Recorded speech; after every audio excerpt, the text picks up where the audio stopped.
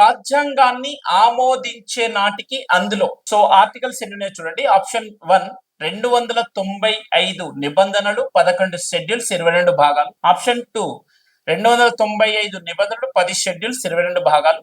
Option 3 395 నిబంధనలు, 9 schedules, 22 భాగాలు.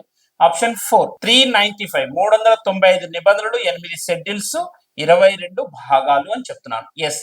So రాజ్యాంగాన్ని ఆమోదించే నాటికి మనకి 395 395 ఆర్టికల్స్, 8 షెడ్యూల్స్, 22 భాగాలు అనేటువంటివి ఉన్నాయి.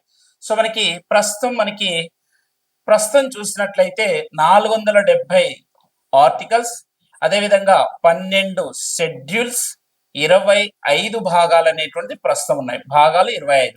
కానీ రాజ్యాంగం అమల్లోకి వచ్చే నాటికి 395 ఆర్టికల్స్, 8 షెడ్యూల్స్, 22 భాగాలు అనేటువంటి ఉన్నాయి.